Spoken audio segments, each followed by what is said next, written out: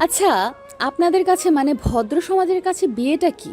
একটা মেয়েকে আজীবন যৌন দাসী হিসেবে ব্যবহার করার বৈধ লাইসেন্স? জলের কথায় খানিকটা স্তব্ধ হয়ে যায় ইন্সপেক্টর উপমা। 6 বছরের ক্যারিয়ারে সে কখনো এমন অস্বাভাবিক আচরণের কোনো নারী খুন দেখেনি। আসামির কথাবার্তা, চালচলন, আচার আচরণ সবই মাত্রাতিরিক্ত অস্বাভাবিক। এতদিন ধরে জিজ্ঞাসাবাদ করছে জলকে, একটা টু শব্দও যদি মুখ থেকে বের হয় আসামির, রিমান্ডের কম মারধর করা হয়নি। অন্য কোনো আসামি থাকলে এতদিনে নিশ্চিত প্রাণ পাখিটা খাঁচা ছেড়ে পালাতো। আসামির একটাই কথা, যেভাবেই হোক আদালতে যেন তার সর্বোচ্চ শাস্তির ব্যবস্থা করে দেওয়া হয়। যেখানে অন্যান্য আসামিরা নিজেকে নির্দোষ প্রমাণ করতে জীবনের শেষ নিঃশ্বাস পর্যন্ত চেষ্টা করে, সেখানে জল আদালতে স্বেচ্ছায় ফাঁসি যাচ্ছে। আপনি প্রশ্ন দ্বারা কি বোঝাতে চাচ্ছেন মিসেস বর্ষণ? উপমার কথায় জল বড় বড় চোখ দিয়ে ঠোঁটে তর্জনী আঙ্গুল ধীরভাবে ছুঁয়ে বলে, শ্শ্, শুধু জল, কোনো মিসেস অমক তমক না। আচ্ছা জল, এখন বলুন আপনার হাজবেন্ডকে খুন করার কারণটা কি? এত কারণ জেনে কি হবে আপনাদের? আমি খুন করেছি। হ্যাঁ, আমায় ফাঁসি দিন। উপমা বিরক্তি নিয়ে জলের দিকে তাকায়। আচ্ছা জল, আপনার মধ্যে কি একটু অনুতাপ নেই? আপনি নিজের স্বামীকে খুন করেছেন, যেখানে অন্যরা নিজেকে নির্দোষ প্রমাণ করতে সর্বোচ্চ চেষ্টা করে, সেখানে আপনি ফাঁসির জন্য পাগলামি করছেন। দিন দুনিয়া দেখে মনে হলে আমার জায়গায় থাকলে আপনিও ফাঁসি চাইতেন। তাচ্ছিলের হাসি দিয়ে বলে জল। উপমা বিরক্তির শেষ সীমানায় চলে গেছে। এই মুহূর্তের মনে হচ্ছে জলকে কষিয়ে কয়েকটা থাপ্পড় দিতে, সত্য না বলে যাবি কোথায়। কিন্তু চড় থাপ্পড় এগুলো নেহাত দুধ ভাত মনে হবে জলের কাছে। মেয়েটা প্রচণ্ড শক্ত, যেখানে উপমার হাতের একটা চড় খেলেই সব আসামিরা ছেড়ে দে মা কেঁদে বাঁচি বলে গড়গড় করে সব বলে দেয়, সেখানে জল 7 দিনের রিমান্ডেও টু শব্দ পর্যন্ত করেনি।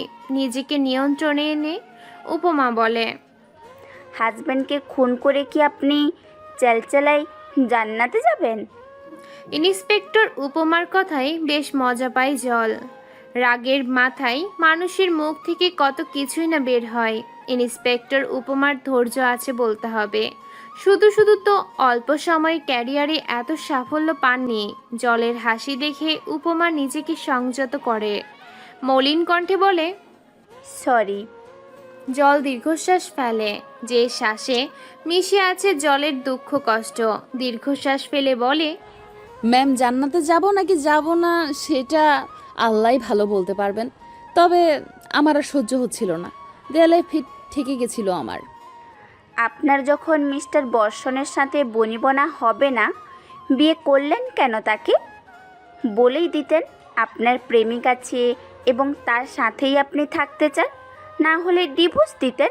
শুধু শুধু একটা নিরীহ মানুষকে মারলেন। ডিভোর্স কত চেয়েছি হিসাব নেই। নিজের জন্মদাতা মা বাবাকেও পাশে পাইনি। একটাই কথা, তাদের মানিয়ে নে, মেনে নে। এই মানিয়ে নিতে নিতে, মেনে নিতে নিতে আমি যে প্রতিদিন মরে যাচ্ছি, সেদিকে কারো হুঁশই নেই। অট্ট হাসিতে হেসে ওঠে জল। জানালাহীন 4 দেয়ালের অন্ধকার কুঠুরিটার বাতাস কেঁপে ওঠে জলের হাসিতে। হাসতে হাসতে জল বলে, আর মানুষ, ও তো জানোয়ারের থেকেও অধম। না হলে দিনের পর দিন আমার সাথে এরকম করতে পারতো না। আমি কি শুধুই ওর বিয়ে করা কেনা বউ, যৌন দাসী? মানুষ নই আমি? যখন যা মন চায় তাই করবে আমার সাথে। কি করতো উনি আপনার সাথে? জল শান্ত হয়ে যায়। চোখের কার্নিশ বেয়ে নোনা পানি লোকাপের জীর্ণ শীর্ণ কাঠের টেবিলটাই পড়ে। ফ্ল্যাশব্যাক। সকাল হতেই মায়ের ডাকে ঘুম ভাঙে জলের। আজ ছুটির দিন, কোথায় আরামে ঘুমাবে? তার আর হলো কই। 7 সকালে মা ঘুম থেকে টেনে তুলল। পাত্রপক্ষ দেখতে আসবে, তাড়াতাড়ি ওঠো। তোমায় না বলেছি আম্মু এখন বিয়ে করব না? অনার্সে পড়িস আর বলিস বিয়ে করবি না? ছেলে সরকারি চাকরি করে। জল মায়ের কথায় কোনো ভ্রুক্ষেপ না করে ওয়াশরুমে ফ্রেশ হতে যায়। বাবা মার একমাত্র মেয়ে জল অনার্স সেকেন্ড ইয়ারে পড়ে। বাবার ভীষণ আদরের, তাই মধ্যবিত্ত বাবা সাধ্যমতো মেয়ের আবদার মেটানোর চেষ্টা করেন। জলও বাবাকে ভীষণ ভালোবাসে। চাপা স্বভাবের হওয়ায় বন্ধু বান্ধব খুবই কম আছে জলের। বাবাই তার বেস্ট ফ্রেন্ড। দেখতে সুন্দর হওয়ায় অনেকের কাছ থেকে প্রেম বিয়ের প্রস্তাব পেত, কিন্তু বাবা কষ্ট পাবে ভেবে সেগুলোতে আগায়নি জল। জল দ্রুত গোসল করে বেরিয়ে আসে। নভেম্বরের শেষের দিক, হালকা হালকা ঠান্ডা পড়েছে। জল রোদ পোহানোর জন্য ছাদে যায়। জোহরের আজানের পরে সাদা মাইক্রোতে করে কিছু লোকজনকে বাসার ভিতরে ঢুকতে দেখে জল। কালো রঙের ফর্মাল ড্রেস পরা একটি ছেলেকে দেখতে পায় জল। ছাদের রেলিং ঘেঁষে দাঁড়িয়ে থাকায় ছেলেটাও খুব সহজেই জলকে দেখতে পায়। প্রথম দেখায় ছেলেটার জলকে ভালো লেগে যায়, আর ভালো লাগাই স্বাভাবিক।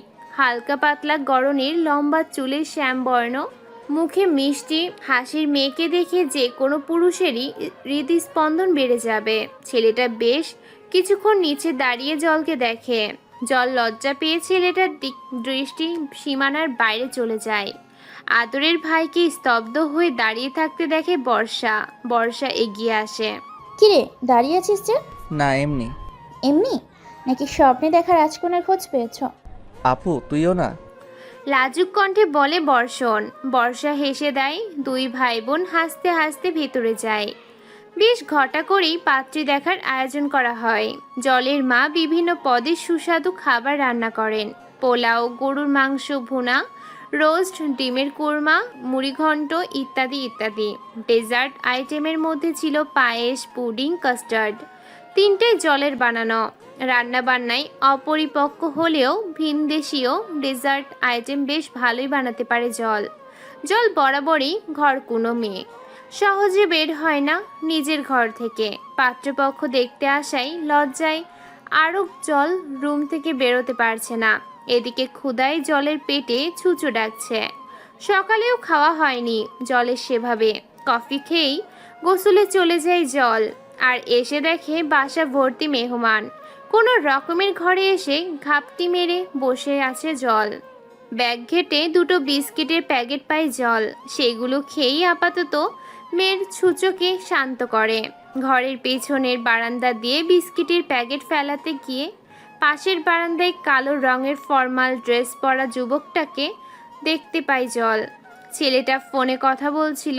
জলকে দেখে ছেলেটা কেমন অদ্ভুত দৃষ্টিতে তাকিয়ে থাকে। ছেলেটার চাহনিতেই জলের অস্বস্তি লাগতে শুরু করে। কেমন যেন মানসিক রোগীদের মতো ছেলেটার চাহনি। জল একটুও দেরি না করে ঘরের ভিতরে চলে যায়। জলকে দেখে পাত্রপক্ষ জানায় যে তাদের জলকে পছন্দ হয়েছে, কিন্তু তারা পরোক্ষভাবে যৌতুক দাবি করে জলের বাবার কাছে। আচরণে মনে হলো ছেলের মা হই সংসারের হর্তাকর্তা। ছেলের বাবা চুপচাপ বসে আছে। সে কোনো কথাই বলছে না, অথচ বাবারাই বাইরে গেলে মানুষজনের সাথে কথা বলে। ছেলের মা মুচকি হেসে বলে, দেখেন ভাই সাহেব, আমাদের কোনো দাবি দাবা নাই। সংসার তো আপনার মেয়েরই হবে। টিভি, ফ্রিজ, খাট, আলমারি, সোফা। মেয়ের জামাইয়ের জন্য গাড়ি, মানে আপনি মন থেকে আপনার মেয়েকে চা দেন আর কি। মন থেকে আব্বু আমার জন্য দোয়া আশীর্বাদ দিলেই যথেষ্ট আন্টি। আপনাদের মতো এত জিনিস আমার আব্বুর কাছ থেকে চাওয়া নেই। আঙ্কেলের কলিজা যেমন, তার মেয়ে ঠিক তেমনই। আমিও আমার বাবার কলিজা। আব্বু আপনাদের আব্বুর কলিজা, মানে আমায় দিয়ে দিতে চাইছে, সেখানে তারপরও আপনারা ভিখারির মতো এত কিছু চাইতেছেন, তাও ইনডাইরেক্টলি। জলের এহেন কথায় মহিলার রাগে ক্ষোভে ফেটে ওঠেন। ছেলের হাত ধরে হিড় হিড় করে টানতে টানতে ছেলেকে নিয়ে বেরিয়ে যান। যাওয়ার সময় ছেলেটা জলের দিকে অদ্ভুত এক অসহায় দৃষ্টি নিয়ে তাকিয়ে থাকে। মা ছেলের পিছন পিছন বাবা মেয়েও বেরিয়ে যায়। সেদিন জলের পরিবারের সঙ্গে খুব ঝামেলা হয়। কোনো মেয়ের পরিবারই সরকারি চাকরিজীবী ছেলে হাতছাড়া করতে চায় না। থাকুক তাদের দাবি দেওয়া, সাধ্যমতো জলের বাবা সেগুলো পূরণ করার চেষ্টা করবে।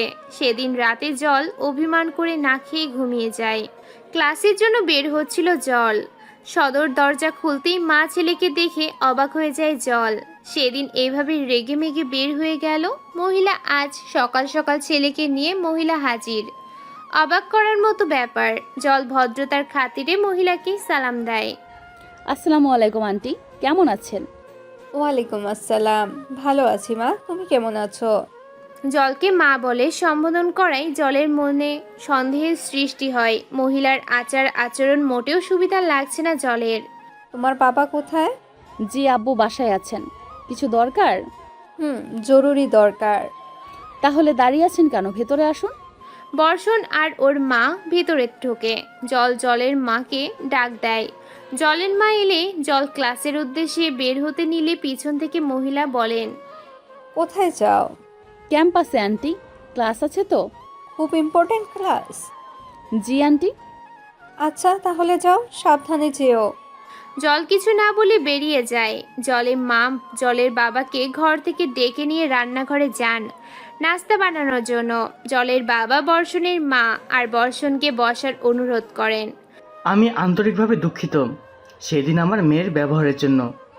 না না, ঠিক আছে, ও তো ভুল কিছু বলেনি।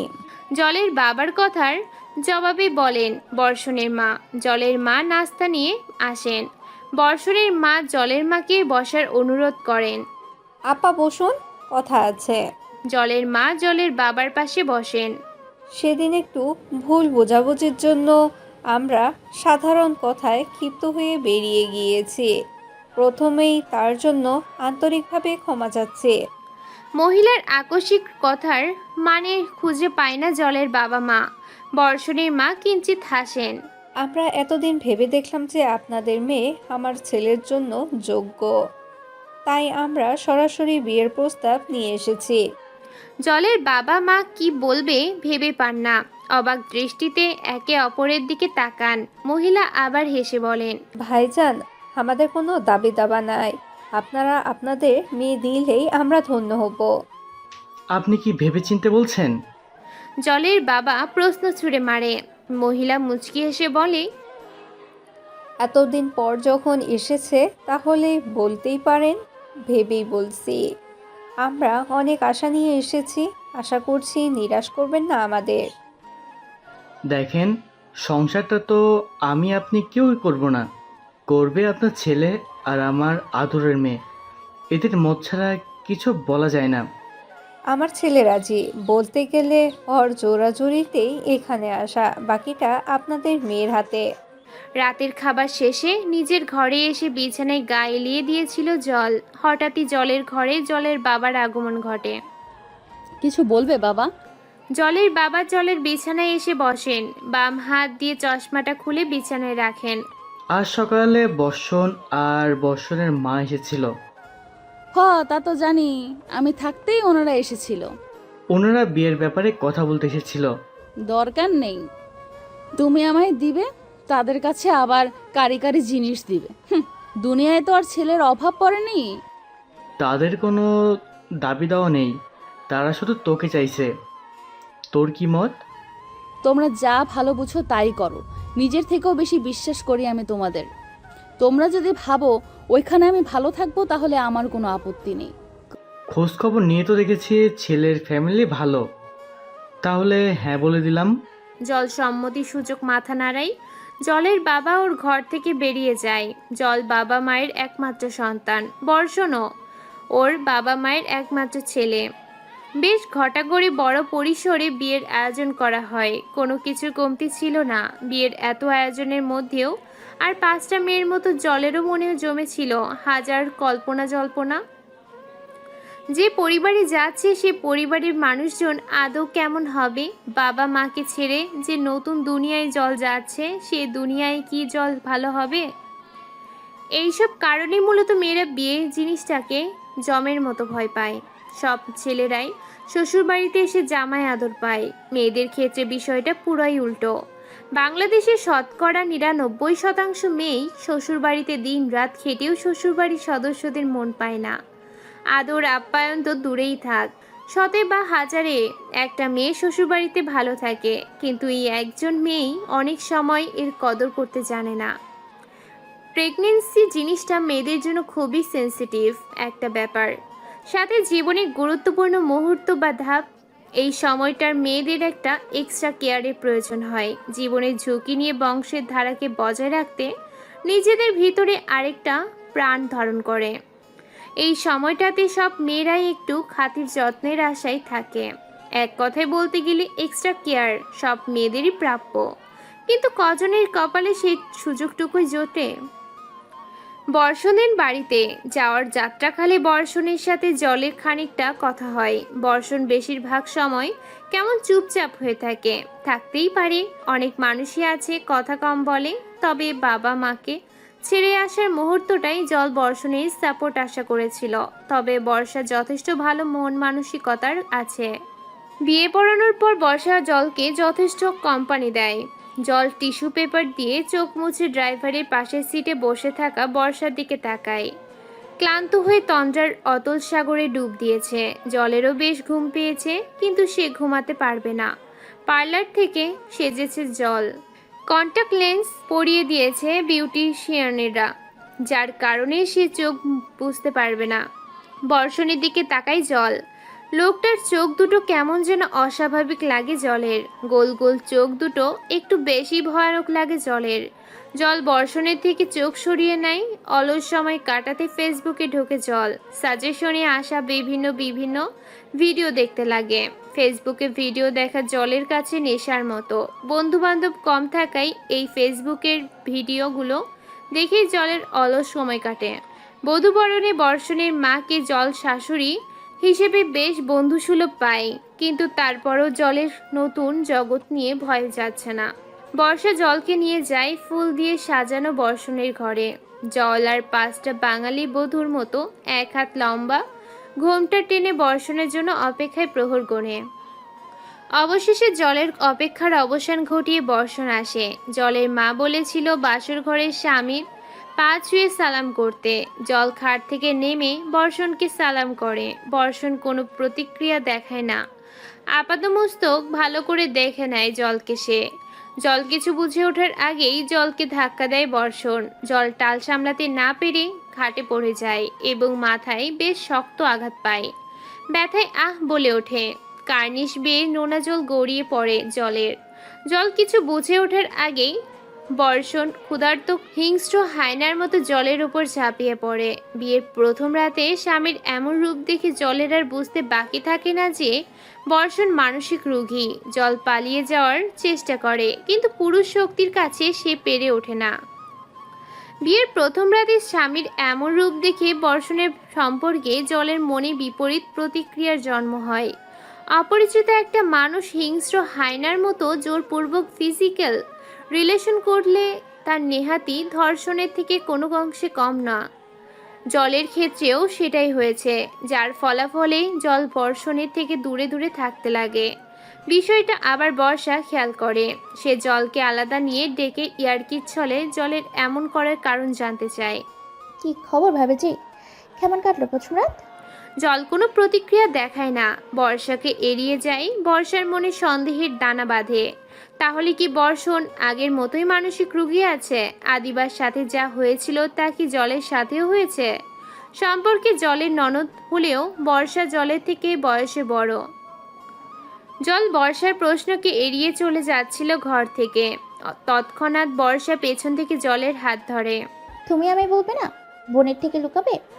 জল কিছু বলে না, ওর দৃষ্টি সীমানা ঘোলাটে হয়ে আসছে। বর্ষা জলের দিকে তাকিয়ে দেখে জল কাঁদছে। জল, কি হয়েছে বলো আমায়? কিছু না। কিছু তো হয়েছে, না হলে জলের চোখে জল কেন? কিঞ্চিত হেসে বলে বর্ষা। জল বর্ষার মুখের দিকে তাকিয়ে হাউ মাউ করে কেঁদে দেয়। বর্ষা জলকে জড়িয়ে ধরে, আলতো করে মাথায় হাত বুলায়। হঠাৎ খেয়াল করে জলের শ্যামবর্ণ গায়ে কালশিরে দাগ। বর্ষা পুরোপুরিভাবে নিশ্চিত হয়ে যায় যে বর্ষার ভাই বর্ষণ বদলায়নি। সে আগের মতোই ভেতরে পশুত্বটাকে পুষে রেখেছে বর্ষণ। না হলে জলকে বিয়ে করতে এত কাহিনী করত? বর্ষা পরম যত্নে জলের চোখ মুছে দেয়। রীতি অনুযায়ী নতুন বউ ঘোমটা দিয়ে থাকে। জলও তেমনই ছিল, সাথে শরীরে থাকা দাগগুলোকে আড়াল করে রেখেছিল পৃথিবীর থেকে। বর্ষা জলের ওড়না সরায়, জল খানিকটা চমকে যায়, কাঁপতে লাগেও বর্ষা আর চোখে তাকিয়ে বলে, ভাইয়ার কাজ। জল কিঞ্চিত মাথা নাড়ায়। আমি ওকে বুঝে নিব। সন্ধ্যায় রিসেপশনের অনুষ্ঠান, স্বাভাবিক হবার চেষ্টা করো। নিজেদের ভেতরের কথা বাইরের পৃথিবীকে জানানোর দরকার নেই। কিন্তু তুমি তো হ্যাঁ, আমি যে এই ব্যাপারে জানতে চেয়েছি, এর পেছনে একটা কারণ আছে। আল্লাহ না করুক সে কারণ যেন তোমার জানতে না হয়। বর্ষা চলে যাচ্ছিল, হঠাৎই জল পেছন থেকে ডাক দিয়ে বলে, আপু আমি কিন্তু এই শরীর নিয়ে পার্লারে যাব না। নিজে যা পারবো সাজবো আর তুমি হেল্প করবে। আচ্ছা। বর্ষা ঘর থেকে বেরিয়ে যায়, নিজের ঘরে গিয়ে দরজা লাগিয়ে দেয়। আলমারিতে সযত্নে লুকিয়ে রাখা আদিবার ডায়েরিটা বের করে। আদিবার মারা যাওয়ার 5 বছর হলো। বর্ষণের হিংস্রতার প্রথম শিকার আদিবা, অথচ ভালোবেসে বিয়ে করেছিল ওরা। আদিবাও জলের মতো শান্ত স্বভাবেরই ছিল।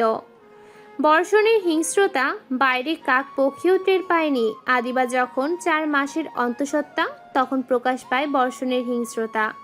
ফিজিক্যাল রিলেশনে বাধা দেওয়ায় সেদিন আদিবাকে বর্ষণ খুব মারে। মারার এক পর্যায়ে আদিবার পেটে লাথি দেয় বর্ষণ। ব্যথায় চিৎকার করে ওঠে আদিবা। এই বাড়িতেই সব কিছুই হয়েছিল। বর্ষণের মা চাইলেই আদিবাকে বাঁচাতে পারতেন, কিন্তু তিনি তা করেননি, উল্টো ছেলেকে প্রশ্রয় দেন।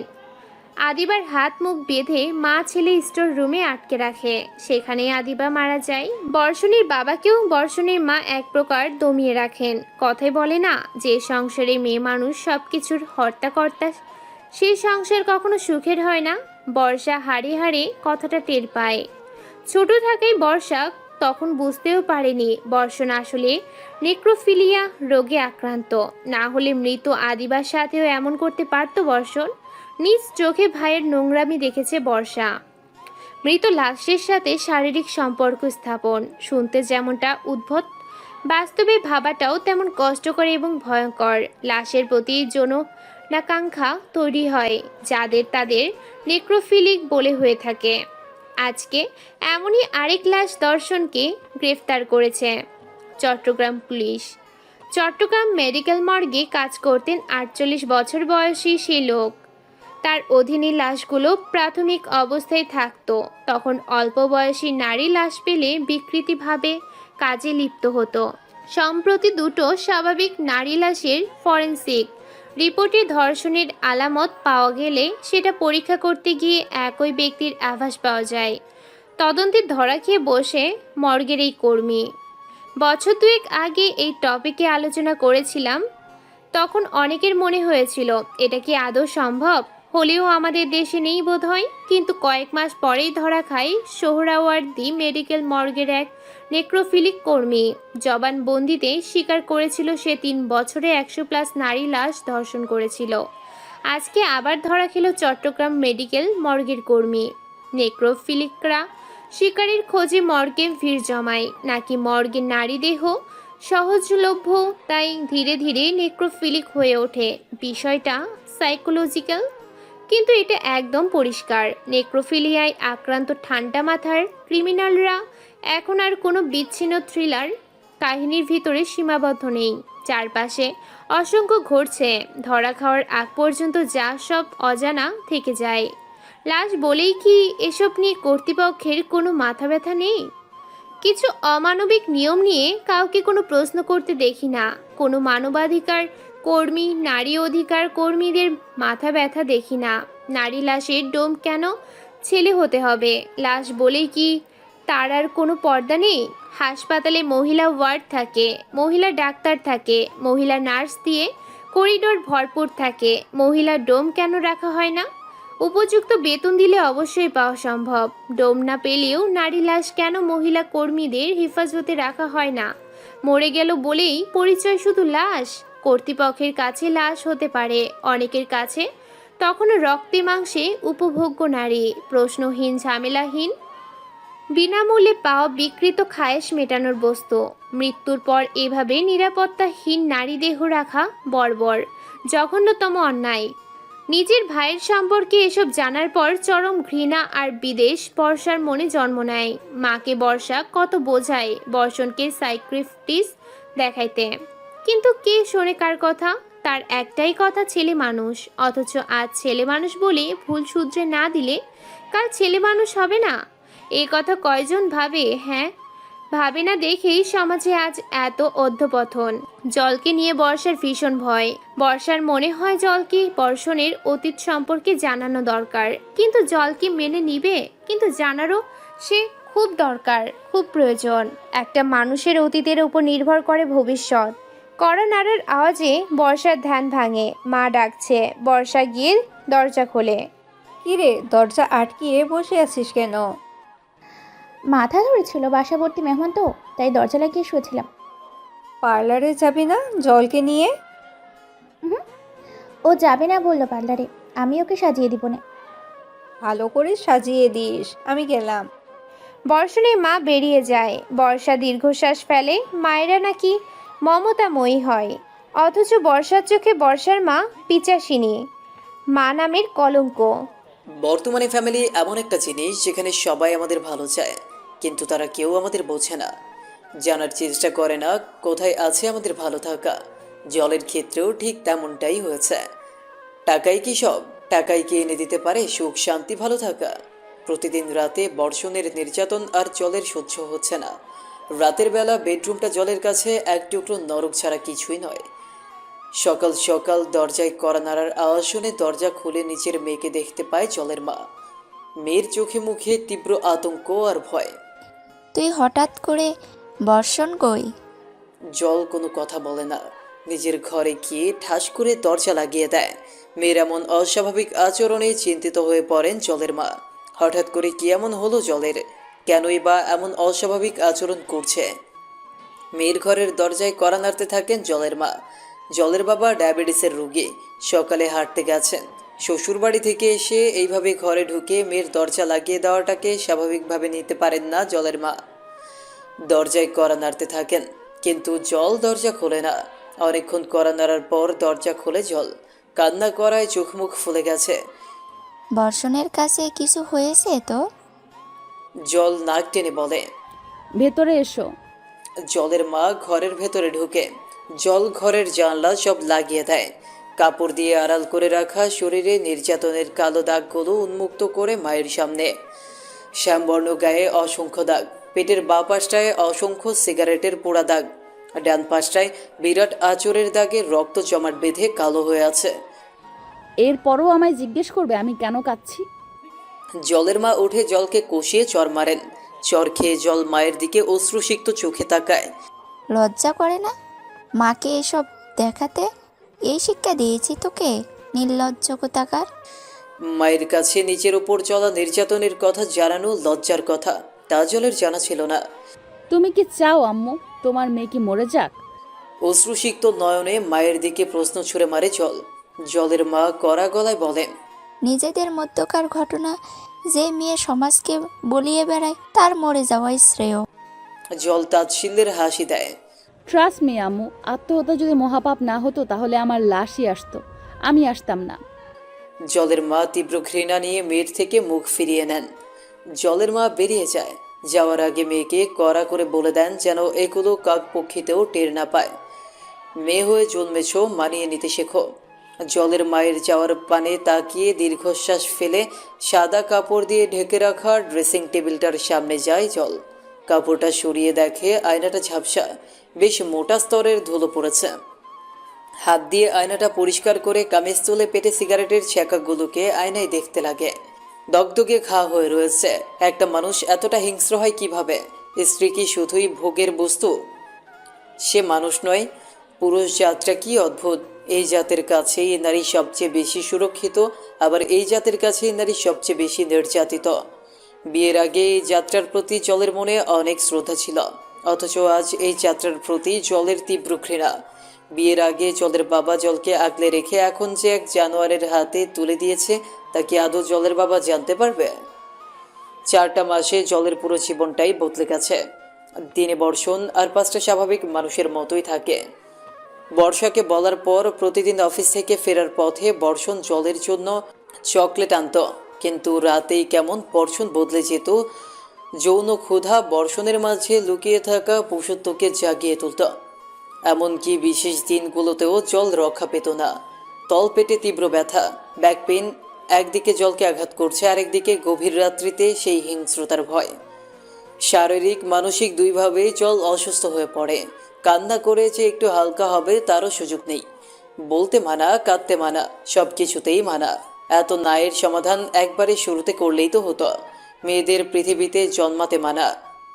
বিকেলে জলের মা বর্ষণকে ফোন করে বুঝিয়ে দেন জলকে বর্ষণের হাতে। জলের বাবা জলের হঠাৎ আসার কারণ জানতে চাইলে জলের মা ছোটোখাটো ঝগড়ার কথা বলেন।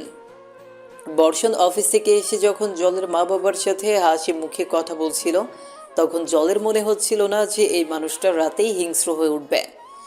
জলকে নিয়ে যাওয়ার সময় বর্ষণ যখন জলের হাত ধরেছিল, তখন জল একরাশ তীব্র বিরক্তি নিয়ে বর্ষণের হাতের দিকে তাকায়। অথচ এই তাকানোতে থাকার কথা ছিল আস্থা আর ভালোবাসা। শ্বশুর বাড়িতে ঢুকতেই শাশুড়ির কুরুচিপূর্ণ প্রশ্নের সম্মুখীন হয় জল। ভোর রাতে কোথায় হাওয়া হয়ে গিয়েছিলে? কোনো ছেলের সাথে সম্পর্ক আছে নাকি? জলের শাশুড়ির মুখের উপর বলে দিতে ইচ্ছে করছিল। নিজের ছেলেকে আগে ঠিক করুন, তারপরে না হয় অন্যের দিকে আঙুল তুলবেন। জল টু শব্দ পর্যন্ত না করে ঘরে চলে যায়। বর্ষণও পেছনে পেছনে যেতে নিচ্ছিল, হঠাৎ ওর মা পেছন থেকে বলে, বাবু শোন, হ্যাঁ বলো মা। বেশি বাড়াবাড়ি করিস না। বাহিরে জানাজানি হলে থানা পুলিশ হয়ে যাবে কিন্তু। এর আগে কাজে মেয়েটার সাথে করেছিল, গরিব মানুষ, টাকা দিয়ে ম্যানেজ করেছিলাম। মা বিয়ে তো সেই জন্যই করিয়েছো যাতে আমি আর বাইরের মেয়েদের সাথে না করি। সত্যি বলতে কি মা, সুন্দর গড়নের মেয়ে দেখলে আমি নিজেকে কন্ট্রোলে রাখতে পারি না। তাই বলে থেমে যায় বর্ষণের মা। খানিকটা সময় পরে বলেন, যা করবি রয়ে শুয়ে করবি, পাড়া প্রতিবেশী জানলে বিপদ। আদিবার লাশটা এখনো বাগানের মাটিতে মিশে আছে। সবগুলোকে মেরে ফেললে কে তোকে মেয়ে দিবে? দুনিয়ার সব মেয়েই তোর জন্য নয় কিন্তু। বর্ষণ কিছু বলে না, চুপচাপ নিজের ঘরে চলে যায়। ঘরে গিয়ে দেখে জল ড্রেসিং টেবিলের সামনে দাঁড়িয়ে চুল আঁচড়াচ্ছে। বর্ষণ গিয়ে জলের কোমর শক্ত করে জড়িয়ে ধরে। জল বর্ষণের উপস্থিতি বুঝতে পেরে বর্ষণকে তীব্র বিরক্তি আর ঘৃণা নিয়ে দূরে ঠেলে দেয়। প্লিজ আমার কাছে আসবে না তুমি। মিনতি করে বলে জল। বর্ষণের তাতে কোনো প্রক্ষেপই নেই। সে নেশালো চোখে জলের দিকে তাকায়।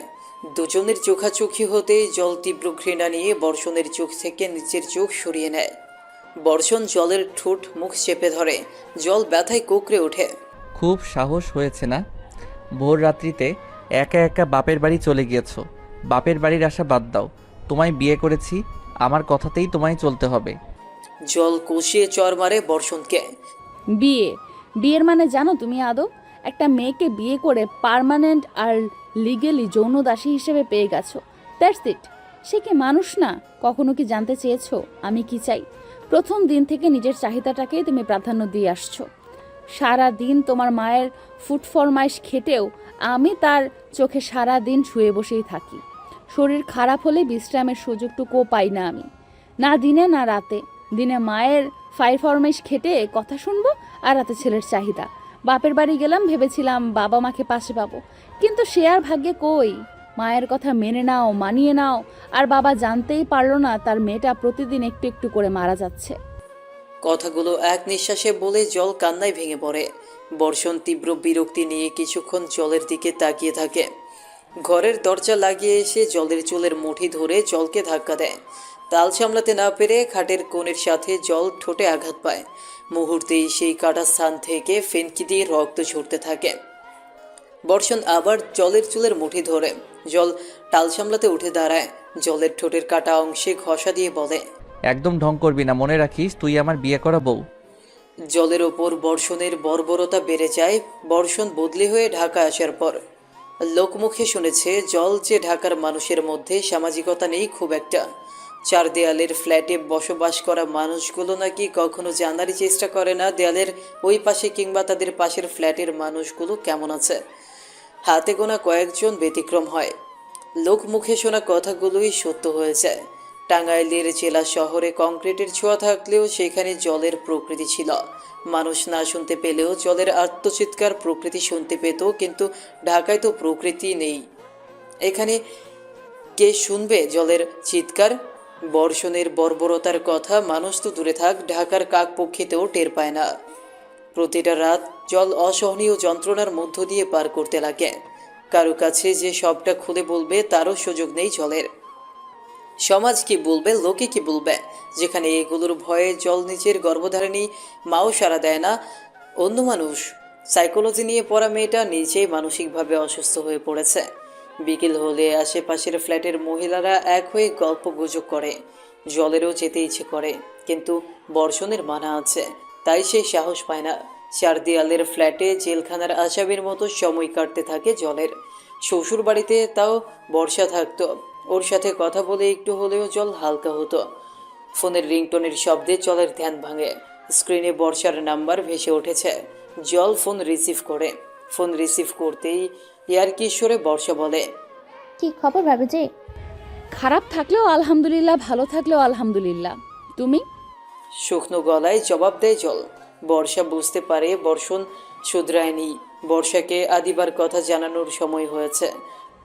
বর্ষা? ফোনের বিপরীত পাশ থেকে জলের ডাকে বর্ষার ধ্যান ভাঙে। বর্ষা প্রফুল্ল কণ্ঠে বলে, যেটার জন্য ফোন দিচ্ছিলাম, আমি কিন্তু ঢাকা আসছি, ট্রেনে আছি, টঙ্গী স্টেশনে আছি। তুমি ঢাকা আসছো এটা আগে বলবে না? রান্না বান্না করে রাখতাম। এখন তো বলেছে শুধু ফ্রাইড রাইস করে রেখো। এটা তুমি অসম্ভব ভালো বানাও, অনেক দিন হলো তোমার হাতে ফ্রাইড রাইস খাই না। জল শুকনো গলায় বলে। আচ্ছা, সাবধানে এসো। জল ফোন কেটে দেয়। ঘরে গাজর ফুলকপি ছাড়া তেমন কোনো সবজি নেই যে ফ্রাইড রাইস দিয়ে দিবে।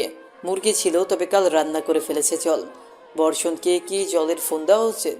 লোকটার কথা ভাবলেও তো জলের ঘৃণা করে। বিয়ের 1.5 বছরের মতো হয়েছে। এতগুলো দিনে বর্ষণের প্রতি জলের বিন্দুমাত্র ভালো লাগা তৈরি হয়নি। ভালোবাসা তো দূরে থাক, যত দিন যাচ্ছে ঘৃণা জন্মাচ্ছে আর তা গভীর হচ্ছে। কাপা কাপা হাতে ফোনটা নিয়ে বর্ষণকে ফোন দেয়। হঠাৎ ফোন দিলে যে? বলছি একটা মুরগি, ক্যাপসিকাম, মটরশুঁটি, ব্রোকলি এনে দিতে পারবে? হঠাৎ এগুলো আনতে বলছো কেন? আমি তো দুপুরে বাহিরেই খাই। বাসায় নিজের বয়ফ্রেন্ডকে দাওয়াত করে এনে ভালো মন্দ রান্না করে খাওয়াবে নাকি? লোকটার ব্যবহারের মতো মুখের কথাগুলো ঘৃণ্য। বিয়ের আগে কোনো পুরুষের সংস্পর্শে আসেনি জল, আর বিয়ের পরে পরকীয়া। এক পুরুষই জলের জীবন নরক বানিয়ে রেখেছে, আর অন্য পুরুষ। জল শান্ত গলায় বলে, বর্ষা আসছে, কিছুক্ষণ আগে ফোন দিয়েছিল, টঙ্গী স্টেশনে আছে। ও, আমি দারোয়ানকে বলে দিচ্ছি। জল ফোন কেটে দেয়। ঘরে চিনি গুঁড়া চাল ছিল, সেগুলো ভালোভাবে ধুয়ে সিদ্ধ বসিয়ে দেয় জল।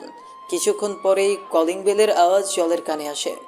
দরজা খুলে দারোয়ানকে দেখতে পায় জল। দারোয়ান মুচকি হেসে বলে, ভাবি, ভাই এইগুলা আইনা দিবের কইল। জি ধন্যবাদ ভাইয়া। জল বাজারগুলো হাতে নিয়ে মুচকি হেসে দরজা আটকে দেয়। মুরগি কাটতে গিয়ে হঠাৎই জলের মনে একটা বাজে চিন্তা আসে। মুরগিকে যেভাবে কাটছে সেভাবে যদি বর্ষণকে টুকরো টুকরো করে কাটতে পারতো, তাহলে হয়তো জলের মনে জমে থাকা রাগ দুঃখগুলো একটু হলেও কমতো। কথাই বলে, নারীর মস্তিষ্কে নীরবে তৈরি ঘৃণা পুরুষের ছলনার চেয়ে দ্বিগুণ তিক্ত। আর এই নীরব ঘৃণাই একসময় জগৎ সংসার ধ্বংস করার ক্ষমতা রাখে। এই জন্যই বলা হয়, নারীতেই সৃষ্টির শুরু, নারীতেই সৃষ্টির শেষ। আদিবার ডায়েরিটা সবসময় বর্ষা নিজের কাছে রাখে। আদিবাও বেশ ভালো ও শান্ত স্বভাবের মেয়ে ছিল। ভাবি নন্দে নাকি কাঠকোড়াল সম্পর্ক থাকে, কিন্তু আদিবার সাথে বর্ষার সম্পর্ক ছিল দুই বোনের মতো। বর্ষা নিজেকে আর বর্ষণকে খুব লাকি মনে করে। স্ত্রী হিসেবে বর্ষণ আদিবা জল দুইজনকেই ভালো পেয়েছে, কিন্তু কদর করতে পারেনি। আদিবাকে ভালো ভাবি হিসেবে পেলেও ধরে রাখতে পারেনি বর্ষা। আর জলের কথা এখনও বর্ষার অজানা। ওপরওয়ালাই জানেন কপালে কি আছে। ব্যাগ থেকে ডায়েরিটা বের করে আলতো করে হাত বোলায় বর্ষা। রাস্তায় জ্যাম থাকার কারণে আদিবার পৌঁছতে বেশ দেরি হয়। জল বর্ষার অপেক্ষায় অলস সময় পার করতে লাগে, কিন্তু বর্ষা আসে না। অবশেষে বাধ্য হয়ে জল গোসল করতে চায়। যেই বাথরুমে ঢুকবে সেই সময় কলিং বেলের আওয়াজ। দরজা খুলে বর্ষাকে দেখতে পায় জল। অনেকদিন পর দেখা হওয়ায় খুশি হয়ে একে অপরকে জড়িয়ে ধরে বর্ষা। জল, এত দেরি হলো কেন? আর বলো না, রাস্তায় যে জ্যাম। জার্নি করে মুখখানা শুকিয়ে গেছে একদম, ফ্রেশ হয়ে নাও। বর্ষা ফ্রেশ হয়ে আসে ওয়াশরুম থেকে। জল বর্ষাকে বলে, নাস্তা দিয়ে আর ক্ষুধা নষ্ট করব না, তুমি থাকো, আমি গা ভিজিয়ে আসি। জার্নি করে এসেছো, রেস্ট নাও। জল ওয়াশরুমে শাওয়ার নিতে চলে যায়। বর্ষা আর ঘরে যায় না, সোফাতেই গা এলিয়ে দেয়। দুপুরে জল আর বর্ষা একসাথেই খায়। খাওয়া শেষে দুজন আড্ডায় মেতে ওঠে। আড্ডার ছলে জলকে বর্ষা জিজ্ঞেস করে। ভাইয়া কি আগের মতোই আছে? বর্ষার কথা শুনে জলের মুখ মলিন হয়ে যায়। হ্যাঁ সূচক মাথা নাড়ায় জল। 1 মিনিট। কথাটা বলে বর্ষা নিজের ঘরে চলে যায়। একটা ডায়েরি হাতে নিয়ে বের হয় বর্ষা। ডায়েরিটা জলের হাতে দিয়ে বলে, এটা আদিবার ডায়েরি। আশা করছি এই ডায়েরিতে তুমি তোমার সব প্রশ্নের উত্তর পাবে। আদিবা? ভাইয়ার প্রথম স্ত্রী। বর্ষার মুখে কথাটা শোনার পর জলের পায়ের তলার মাটি সরে যায়। জল নিজেকে সামলে নিয়ে বর্ষাকে বলে, তোমার ভাইয়া আগেও বিয়ে করেছে, কেউ তো বলেনি? ওনার প্রথম স্ত্রী কি ওনার এই বিকৃত যৌনাচারের জন্যই ছেড়ে গেছে? তোমার আন্দাজ করাটা ঠিক, কিন্তু যাওয়ার ধারণাটা ভুল। খুব খুন হয়েছে আদিবা, আর খুনি স্বয়ং আমার মায়ের পেটের ভাই আর আমার গর্ভধারিণী মা। ছোট থাকায় বুঝতে পারিনি, কিন্তু বড় হবার পর বুঝেছি আমার ভাই নেক্রোফিয়ায় আক্রান্ত। সাইকোলজি স্টুডেন্ট হওয়ায় আশা করছি তুমি বুঝতে পারবে। নেক্রোফিলিয়া অর্থাৎ লাশের সাথে শারীরিক সম্পর্ক স্থাপন। আদিবা মারা যাবার পর আদিবার লাশের সাথে ভাইয়া সক্ষম করেছে। থানা পুলিশ হয়নি? মানুষ জানলে তো। আদিবার শরীরের পছন্দ না ধরা পর্যন্ত আমাদের স্টোর রুমে ছিল আদিবার লাশ। ভাইয়া যখন মন চাইতো আদিবার লাশের সাথে। থেমে যায় বর্ষা। মা ভাইয়ের প্রতি তীব্র ঘৃণা নিয়ে চোখ বন্ধ করে বর্ষা। একটা সময় লাশের দুর্গন্ধ ছড়ায়, তখন এর সৎকার করার প্রয়োজন পড়ে।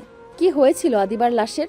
বাগানে মাটি চাপা দিয়েছিল আম্মু ভাইয়া। শুধু আদিবা না, ভাইয়ার লালসার শিকার হয়েছে আমাদের বাসার ছোট্ট কাজের মেয়েটিও। টাকা দিয়ে আম্মু ভাইয়ার বিষয়টাকে থামাচাপা দেয়।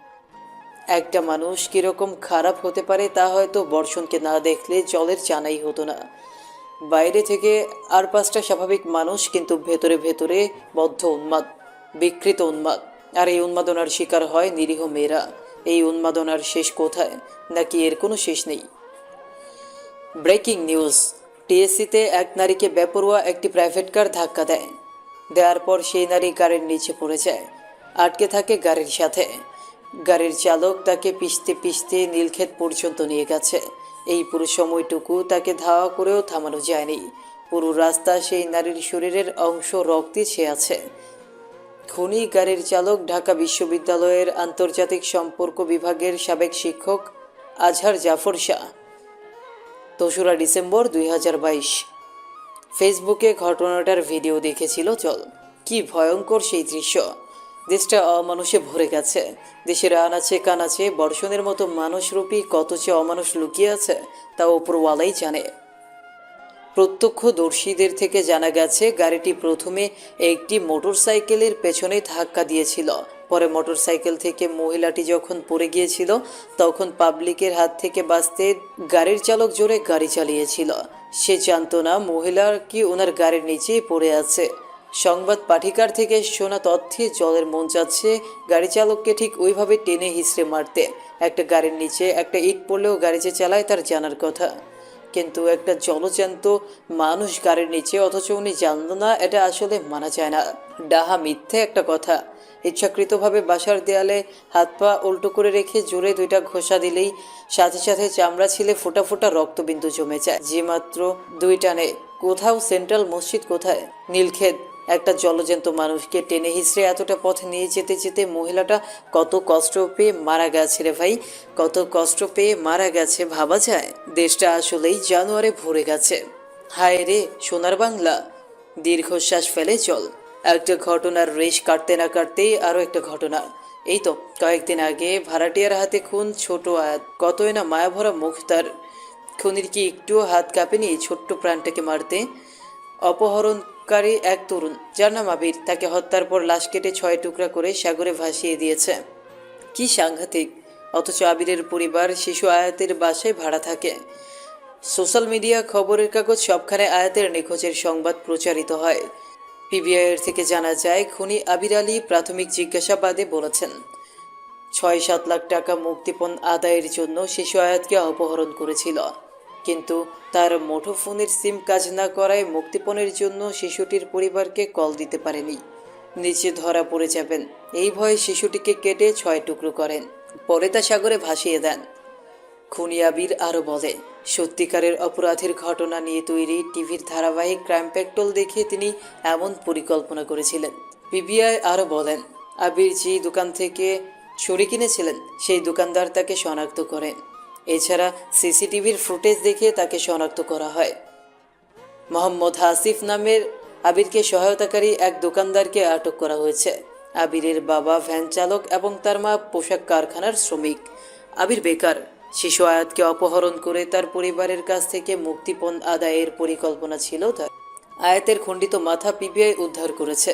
শিশুটির চুলে নাকি তখনও ওই ক্লিপটা অক্ষত ছিল যেটা তার বাবা তাকে পড়িয়ে দিয়েছিলেন। জলেরও ভয় করে, কবে জল খুন হয়ে যায় আদিবার মতো। বর্ষার মুখে বর্ষণ ও তার মায়ের কীর্তিক কলাপ শুনে বর্ষণের প্রতি ঘৃণা বিদ্বেষ আরও গভীর হয়েছে। তাও একবার শেষ চেষ্টা করে দেখবে জল।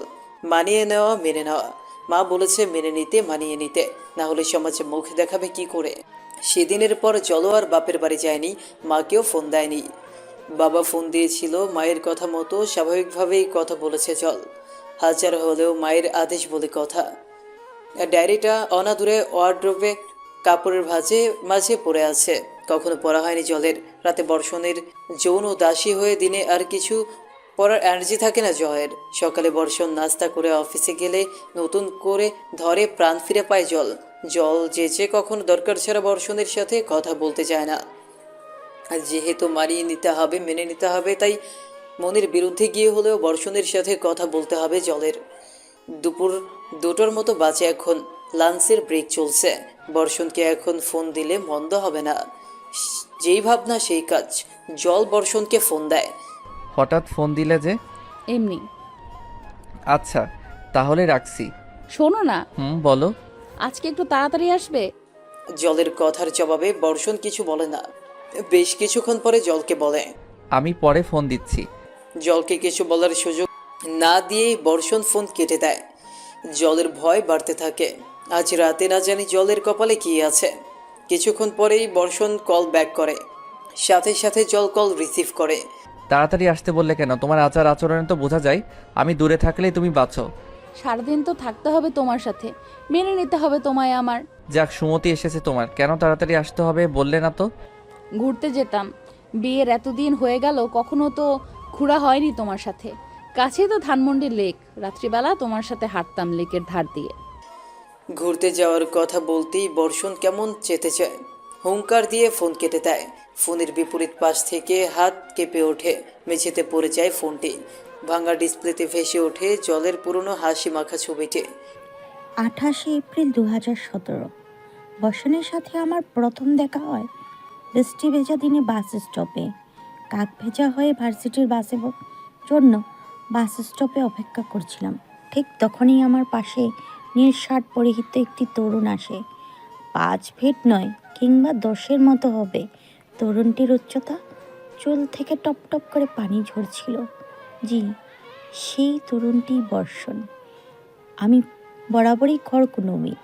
সমাজের কথায় যাকে বলে অসামাজিক, তাই হয়তো একই ক্যাম্পাসে থাকা সত্ত্বেও বর্ষণের দেখা পাইনি। সেদিন বাসে টুকটাক কথা হয়েছিল বর্ষণের সাথে। তারপর থেকেই আকস্মিকভাবে ওর সাথে দেখা হতো, হয়তো উপরওয়ালা চেয়েছে তাই। আদিবার লেখাটা পড়ার পর জলের মনে বর্ষণকে নিয়ে নানা প্রশ্ন জাগে। সে কি আগে থেকেই এমন, নাকি রিসেন্টলি এই মানসিক রোগটা ধরা পড়েছে?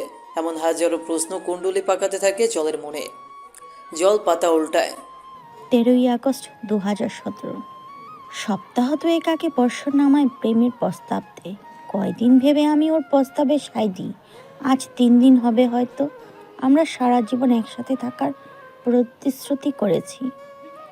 10ই সেপ্টেম্বর 2017।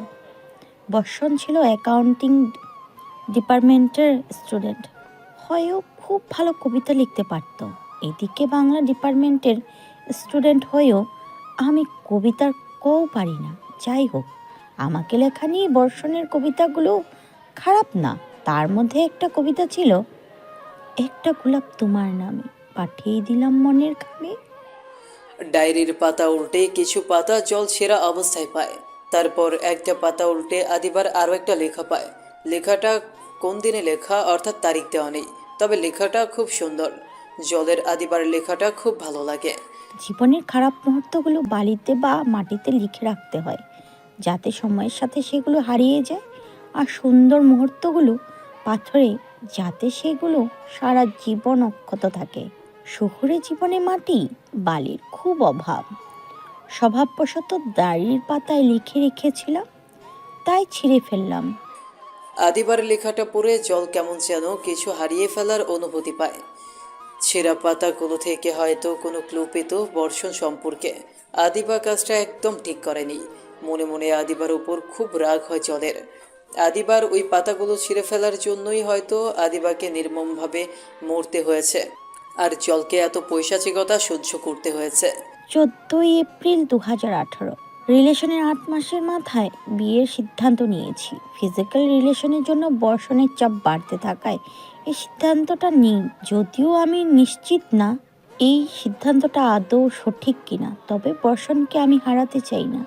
হয়তো তাকে না পেলে আমি মরে যাব না, তবে তাকে না পাওয়ার যে একটা আফসোস থাকবে, সেই আফসোস আজীবন আমাকে জ্যান্ত লাশ করে রাখবে। আমার পরিবার বর্ষণকে মেনে নেয়নি। পালিয়ে বিয়ে করেছি আমরা। বর্ষণের কাছ থেকে শোনা, সে নাকি আমাদের রিলেশনের সম্পর্কে জানেন। তারপরও ভয় কাজ করছে, উনি যদি না মেনে নেয়। 24 মে 2018। দাম্পত্য জীবনের 1 মাস হলো। বর্ষণ অনেকটা চেঞ্জ হয়ে গিয়েছিল। ভেবেছিলাম বিয়ের পরে ঠিক হয়ে যাবে, কিন্তু না, হয়নি। মানুষটা কেমন যেন হিংস্র প্রকৃতির হয়ে গেছে। শারীরিক চাহিদা ছাড়া আমার প্রতি কোনো আকর্ষণ দেখি না তার। 28 মে 2018। আজ আমার জন্মদিন। বাবা মাকে ছাড়া জীবনে প্রথম কোনো জন্মদিন এসেছে। ভেবেছিলাম বর্ষণের বাবা মায়ের শূন্যতাকে কাটিয়ে দেওয়ার চেষ্টা করবে, কিন্তু সেদিকে তার কোনো ধ্যান জ্ঞানই নেই। বাড়তি গিফট হিসেবে একটা কুড়িয়ে আনা ফুল দিলেও হয়তো। প্রতিটা মেয়েই তার স্বামীর কাছ থেকে বিশেষ দিনগুলোতে কিছু না কিছু তো আশা করেই। আর ভাল লাগছে না জলের। দীর্ঘশ্বাস নিয়ে জল ডায়েরিটা বন্ধ করে। সপ্তাহ খানিকের মতো হলো জলের শ্বশুর অর্থাৎ বর্ষণের বাবা মারা গেছেন। প্যারালাইজড হয়ে দীর্ঘদিন শয্যাশায়ী ছিলেন। বর্ষণের কারণে বলে এমনটা হয়েছিল। জলকে দেখে এসে বর্ষণ জলকে বিয়ে করার জন্য প্রচণ্ড ঝামেলা করছিল। অফিস শেষে বাসায় যতটুকু সময় থাকতো বাকবিতণ্ডা জিনিস ভাঙচুর করত। একদিন নাকি প্রচণ্ড বাকবিতণ্ডা হয় বর্ষণ আর বর্ষণের মায়ের মধ্যে। জলের শ্বশুর শান্ত স্বভাবের মানুষ ছিল। তিনি পরিস্থিতি স্বাভাবিক করতে বর্ষণের মাকে বোঝাতে চান। ঠিক তখনই বর্ষণ রাগের মাথায় নিজের বাবাকে হাতের কাছে থাকা কাঠের ফুলদানি থেকে আঘাত করে। বর্ষণের বাবা নিচে পড়ে যান। বর্ষা গিয়ে বাবাকে ধরে। মাথায় সামান্য আঘাত পান তিনি। বর্ষা প্রাথমিক চিকিৎসা দেয় তাকে। সেদিন রাতেই বর্ষণের বাবা স্ট্রোক করেন এবং বাম পাশ তার প্যারালাইজড হয়ে যায়। টাঙ্গাইল থাকাকালীন জলে শ্বশুরের যাবতীয় সেবা করত। জলের শাশুড়ির শরীরে এক প্রকার হাওয়া লাগিয়ে ঘুরত। স্বামীর ধারে কাছেও যেতেন না, নিজেও 1 গ্লাস পানি ভরে খেতেন না। জল ঢাকা আসার পর বর্ষা যতটুকু পারে বাবার সেবা করত। ঋষাদ নামের একটা ছেলের সাথে বর্ষার সম্পর্ক আছে। দেখতে শুনতে আচার আচরণ ভালোই ছেলেটার, তবে মধ্যবিত্ত ঘরের ছেলে, তাই জলের শাশুড়ি সেই ছেলেকে মেনে নিতে পারবে না। তিনি সাফ জানিয়ে দিয়েছেন বড়লোক ঘরে মেয়ের বিয়ে দিবেন। বর্ষা জলকে জানিয়েছে জলের শ্বশুরের কুলখানি হলে ঋষাদের কাছে চলে যাবে বর্ষা। জাহান্নামে সে আর থাকতে চায় না। জল তাতে কোনো মত প্রকাশ করেনি। শুধু তার একটাই চাওয়া, আদিবার মতো ভুল যেন সে না করে। যদিও হাতের 5টা আঙুল সমান আর সব পুরুষই এক না, তবে এই পুরুষ জাতটাই অদ্ভুত। কোনো পুরুষের কাছে নারী সবচেয়ে বেশি সুরক্ষিত, আবার এই পুরুষের কাছেই নারী সবচেয়ে বেশি নির্যাতিত। ঘড়ির দিকে তাকিয়ে দেখে রাত 9টার মতো বাজে। বর্ষণের আসার সময় হয়ে গেছে। লোকটার এতই দেহের ক্ষোধা যে বাবার মৃত্যুতেও তার কিছু যায় আসে না। এক ফোঁটাও যদি লোনা জল গড়িয়ে পড়ে সেদিন বর্ষণের।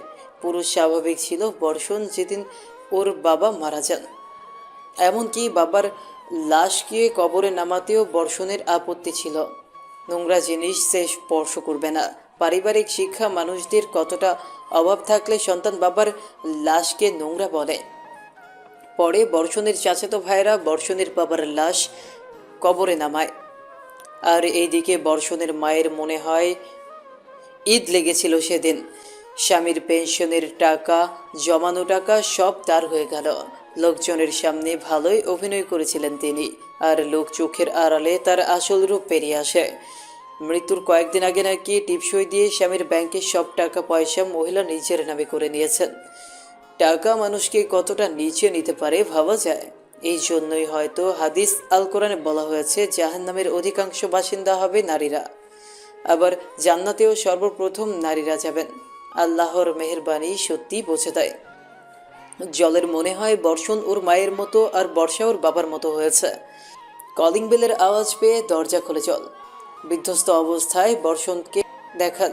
বর্ষণ কোনো কথা না বলে ভেতরে ঢোকে। জ্বর ভাব হচ্ছে কয়েকদিন ধরে জলের। সারাদিন শুয়েই ছিল সে। খাবারগুলো কোনো রকমে গরম করে দিয়ে জল সোফাতে গিয়ে শোয়। বর্ষণ ফ্রেশ হয়ে খেতে বসে। জল বর্ষণের দিকে শুকনো দৃষ্টিতে তাকিয়ে থাকে। মানুষটাকে মানুষের কাতারেই ফেলে না ইদানিং জল। মানুষ হতো যদি তাহলে এসে গায়ে অন্তত আলতো করে হাত দিয়ে দেখতো জলের শরীর ঠিক আছে নাকি। খাওয়ার আগে অন্তত একবার জিজ্ঞেস করতো জল খেয়েছে কিনা। নিচেরটাই বোঝে শুধু লোকটা। ভীষণ স্বার্থপর লোকটা, ভীষণ। বাসনগুলো ধুয়ে রুমে আসো। শরীরটা ভালো নেই আজ, খুব উইক ফিল করতেছি। আজকের জন্য ছেড়ে দাও। আর মানুষের শরীর খারাপ হয় না, যা বললাম তাই করো। জল প্রত্যুত্তরে কিছু বলে না। কথা বলে না আসে বাস আসা। জল বর্ষণের মানবিকতার আশায় কথাটা বলেছিল, কিন্তু মানুষরূপী পশুর তো কোনো মানবিকতা থাকে না। বিশেষ দিনগুলোতেই ছাড় দেয় না। আর সামান্য জ্বর, তাচ্ছিল্যের হাসি হাসে জল। আজ বর্ষণের বাবার কুলখানি হলো। ঢাকা থেকে টাঙ্গাইল এসেছে জল বর্ষণ। ঘরে গিয়ে দেখে বর্ষা জলের শ্বশুরের বিছানায় বাবার ব্যবহৃত শেষ জামা বুকে জড়িয়ে একধানে বসে আছে। বাবার মৃত্যুর শোকে বর্ষার মুখ মলিন হয়ে এসেছে। শুকনো মুখ দেখিয়ে বোঝা যাচ্ছে ঠিকমতো খাওয়া দাওয়া করেনি। বর্ষা, জলকে দেখে বর্ষা হাউ মাউ করে কেঁদে ওঠে। কাঁদতে কাঁদতে বলে, জানো ভাবি, আপুর ফতুয়াটা না এখনও আপুর গায়ের গন্ধ আছে। আপু এত তাড়াতাড়ি কেন চলে গেল? আপু বলেছিল যেমনই হোক সুস্থ হয়ে আমার রিশাদের হাতে তুলে দিবে। আপু তো কথা রাখলো না। জল বর্ষাকে জড়িয়ে ধরে মাথায় হাত বোলাতে বোলাতে বলে, কান্না করিও না বর্ষা, মানুষ মরণশীল। আব্বুর হায়াত আল্লাহ এই পর্যন্তই লিখে রেখেছেন। সে বলতো না তুমি তার দ্বিতীয় মা, এভাবে কান্না করো না। তোমায় কাঁদতে দেখলে তার রুহু কষ্ট পাবে। আর আব্বু তো তোমার সাথেই আছেন, তার দোয়া তোমার সাথে সব সময় থাকবে। আমায়ও তো আব্বু মা বলেই ডাকতেন। সব মেয়ের কপালে কি থাকে শ্বশুরের থেকে মা ডাক শোনার সৌভাগ্য? আমার কষ্ট হচ্ছে না, তাই কি আমি ভেঙে পড়েছি? কান্নাকাটি না করে তার জন্য দোয়া করতে হবে। বর্ষণের মা দরজার পাশে দাঁড়িয়ে সব শুনছিল। সে ভেঙচি কেটে বলেন, একজনের অভিনয় দেখেই কুল পাই না আরেকজন হাজির। জল কিছু বলে না, দীর্ঘশ্বাস ফেলে। এই মহিলাকে নিতে জলের শ্বশুর কিভাবে ছিলেন আল্লাহই জানেন। জলের মনে হয় না জলের শাশুড়ি কখনো জলের শ্বশুরকে ভালোবেসেছিল। ভালোবাসলে এতদিনে স্বামীর শোকে পাগল প্রায় হয়ে যেতেন। বেশ অনেকদিন ধরেই জলের তলপেটে ব্যথা ছিল। এই ব্যথা মূলত জলের জ্বরের কারণ। ভারীও লাগে ইদানিং তলপেটটা। তবে জল কি প্রেগনেন্ট? কিন্তু গত মাসেও তো জলের পিরিয়ড হয়েছে, তাও বলা যায় না। বর্ষণকে কি বলবে প্রেগনেন্সির টেস্ট কিট আনতে? কিন্তু শেষমেশ যদি আদিবার মতো হয়। ড্রেসিং টেবিলের ড্রয়ার থেকে ডায়েরিটা বের করে আদিবার শেষ লেখাটাই চোখ বোলায় জল। তারিখ লেখা, এমনকি আদিবার অশ্রু, সব কিছুর দাগ স্পষ্ট লেখাটাই। 28শে সেপ্টেম্বর 2018। 3 মাসের প্রেগনেন্ট আমি। বর্ষণ আর ওর মা অ্যাবর্শনের কথা বলেছে, কিন্তু আমার তো মন সায় দিচ্ছে না। আমি না হয় ভুল করেছি, তাই একটু একটু করে মরছি, কিন্তু আমার অনাগত সন্তান, সে তো কোনো দোষ করেনি, সে কেন মরবে? পালিয়ে বিয়ে করায় বাবা মা ত্যায্য করলো। যে সুখের আশায় বাবা মাকে ছাড়লাম, সেই সুখী আমার কপালে জুটল না। অনাগত সন্তানটা সুস্থভাবে দুনিয়ায় এলে ওকে নিয়ে না হয় কোনো জায়গায় পালিয়ে যাব। পৃষ্ঠা উল্টাতেই মোটা কালি দিয়ে তীব্র কষ্ট নিয়ে আদিবার লেখা পায়। লেখাটা জলের ওর হৃদয়ে কাটার মতো বিদ্ধ হয়। নারীদের অর্ধেক কষ্ট দেয় পরিবার, আর বাকি অর্ধেক দেয় সেই পুরুষ যাকে সে ভালোবাসে। জল দীর্ঘশ্বাস ফেলে। বেচারি খুব কষ্ট নিয়ে মারা গেছে। মরার পরও শান্তি পায়নি মেয়েটা, রেহাই পায়নি বর্ষণের পৈশাচিকতা থেকে। ইদানিং বর্ষণ বেরিয়ে যাবার পর সাহস করে বের হয় জল। পাশের ফ্ল্যাটের ভাবির সাথে তার বেশ ভালোই ভাব জমেছে। একটা ছেলে আছে ভাবির, সে মিষ্টি আর দুষ্ট। জলকে দুষ্টুমি করে ওয়াটার আন্টি বা পানি আন্টি বলে ডাকে। জেরিন ভাবির ফ্ল্যাটের কলিং বেল বাজাতেই ছোট্ট জায়ান এসে দরজা খুলে দেয়। আম্মু, ওয়াটার আন্টি এসেছে। হাতের উল্টো পিঠ দিয়ে ঘাম মুছতে মুছতে রান্নাঘর থেকে বের হন জেরিন ভাবি। হালকা রেগে ছেলেকে বলেন, জল ভিতরে এসো। আর জায়ান, তোমাকে না বলছি জল আন্টি বলতে? থাক ভাবি, ওর ডাকটা আমি বের করেই এনজয় করি। যে কারণে আসা, আমার গত মাসেও ভাবি পিরিয়ড হয়েছিল, কিন্তু ইদানিং পেটে প্রচণ্ড ব্যথা আর তলপেটে ভারী লাগে। প্রেগন্যান্সি কিট কিনে টেস্ট করতে পারো। জল জেরিনের কথায় আমতা আমতা করে। জিনিসটা কিনতে জলের খুব জড়তা কাজ করছে। তাছাড়াও জলের বাইরে যাওয়ার অনুমতি নেই। সাধারণ বাঙালি গৃহিণী জল। বর্ষণ তাকে এক কানাকুড়িও দেয় না, শুধু দরকার পড়লে প্রয়োজনীয় জিনিসগুলো কিনে দেয়। ভাবি, আপনি তো জায়ানকে নিয়ে স্কুলে যান, তখন যদি... জলের কথায় জেরিন লাজুক হাসি দেয়, চোখ মেরে বলে, থাক, বলতে হবে না, বুঝতে পেরেছি। হাবিকে সারপ্রাইজ দিবে, তাই না? জল কৃত্রিম লাজুক হাসি দেয়। আমি কালকে সকালে এনে দেবনি। আচ্ছা ভাবি, ধন্যবাদ, আজ আসি। জল মুচকে হেসে চলে যায়। জেরিন দরজা আটকে সংসারের কাছে মন দেয়। জল ফ্ল্যাটে গিয়ে আবার আদিবার ডায়েরি খুলে বসে। পুরো ডায়েরিতে আদিবার লেখা একটা কবিতা ছিল। জলের এত ভালো লাগে কবিতাটা। স্কুল কলেজে থাকতে জল বিভিন্ন প্রোগ্রামে কবিতা আবৃত্তি করত। এখন তার করা হয় না, সময়ের সাথে সব হারিয়ে গেছে। জল ডায়েরিটা খুলে আদিবার লেখা কবিতাটা আবৃত্তির ভঙ্গিমায় পড়তে লাগে। সময় আমার সমছে চলুক, মগের মুল্লুক থাক একা, আমি বরং জোনাকি খুঁজি, শহর ধূসর পথ বেকা। লাল মাটি লাল কাদা মাখি, রাতের সাথেই চাঁদের দেখা, রাতের হাতের স্পর্শে ঘুম, রাত জেগে স্বপ্ন দেখা। আমি বরং আবার জোনাকি খুঁজি, আর রাতের সাথেই হোক দেখা। পরের দিন জায়ানের মা প্রেগন্যান্সি টেস্ট কিট এনে দিলে জল প্রেগন্যান্সি টেস্ট করে। ফলাফল নেগেটিভ আসে, কিন্তু তলপেটে ভারী আর ব্যথা অনুভূতি দিন দিন বেড়েই যাচ্ছে। জলের গাইনি বিশেষজ্ঞ এক ডাক্তার বন্ধু পরামর্শ নেয়। সে জলকে আলট্রাসোনোগ্রাফির পরামর্শ দেয়। আরেক যুদ্ধ, জ্বর হলে যে মানুষ খোঁজখবর নেয় না, সে আবার আলট্রা করাতে নিয়ে যাবে। ব্যাপারটা খুবই হাস্যকর, কিন্তু বিষয়টা জলের সহ্য ক্ষমতার বাইরে চলে গেছে। সে সাহস করে বর্ষণকে বলেই ফেলে আলট্রার কথা। বর্ষণ সাফ তা ন্যাকামো বলে দেয়। জল ছলনার আশ্রয় নিয়ে বলে, না করালে আলট্রা?